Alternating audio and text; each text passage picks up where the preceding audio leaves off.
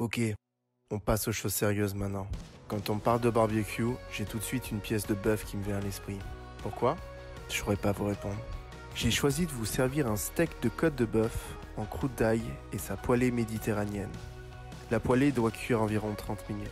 On va donc commencer par la cuisson à la plancha et avant la fin, on placera notre steak sur la grille à feu vif pendant quelques minutes. Voici les ingrédients dont vous avez besoin pour préparer la poêlée méditerranéenne. Une aubergine, une courgette, 4 tomates, 3 oignons, du double concentré de tomate, de l'huile d'olive, du curcuma, des herbes de Provence, de la fleur de sel et du poivre. Chez moi, c'est très convivial. Une cuisine simple, mais avec du goût. Cette recette est simple. Débutez en taillant les légumes en cubes. Placez-les dans un saladier. Mélangez tous les ingrédients dans un bol avec 5 cuillères à soupe d'huile d'olive. Mélangez méticuleusement. Ajoutez les herbes de Provence, romarin et thym. Déposez 3 quenelles de double concentré. Déposez 2 pincées de fleur de sel. 2 tours du moulin à poivre. Ajoutez 2 pincées de curcuma et mélangez à nouveau. On commence par préchauffer le barbecue. J'ai choisi une cuisson indirecte pour cuire la poêlée. Pas besoin d'agresser les légumes avec une chaleur trop vive. Pour ce type de cuisson, c'est plutôt simple. J'allume les 2 brûleurs latéraux et j'atteins 230 degrés. Laissez bien le couvercle fermé. C'est important pour une cuisson homogène et la cuisson est maîtrisée. C'est comme pour un four. Les 200 degrés sont atteints. On va pouvoir enfin déposer tout le contenant du bol sur la plancha. Ah, j'en ai pas parlé. Cette plancha est en fonte émaillée multicouche, ce qui permet en d'autres termes une parfaite répartition de la chaleur, mais aussi un entretien facilité. On referme tout de suite le couvercle et on va contrôler la température pour que ça reste à 230 degrés.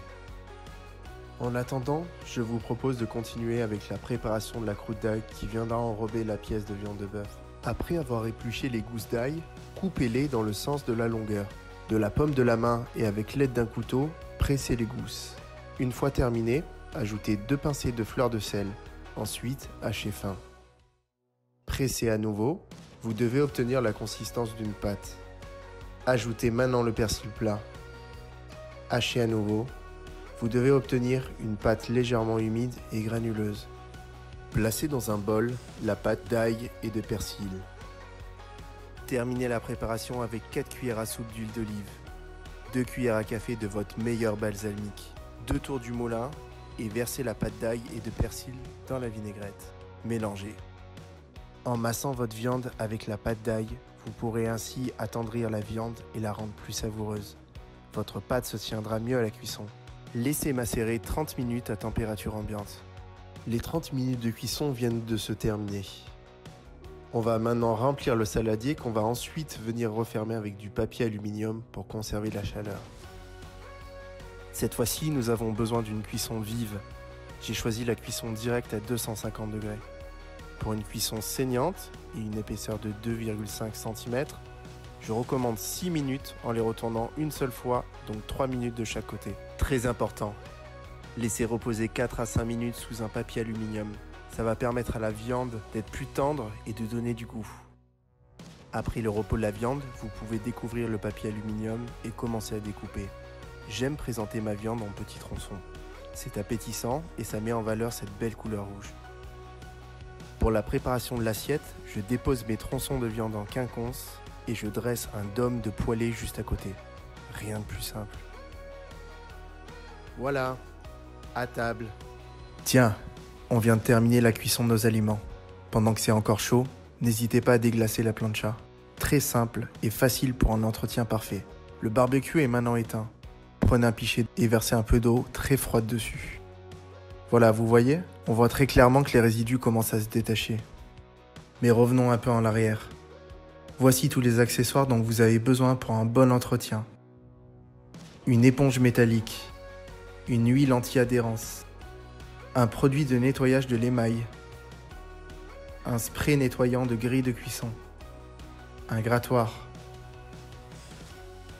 une brosse à 2 têtes, une brosse en T, 2 éponges, un chiffon microfibre et le manuel.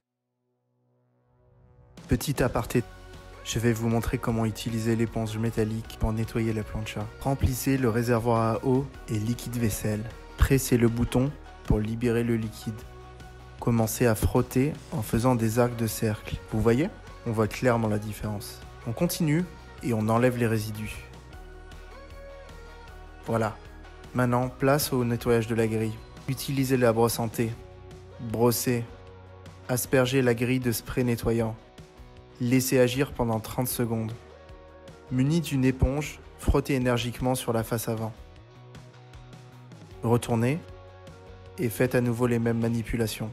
Un barbecue sain est un barbecue entretenu. Pensez-y. Un petit tour sur l'évier et tout sera OK.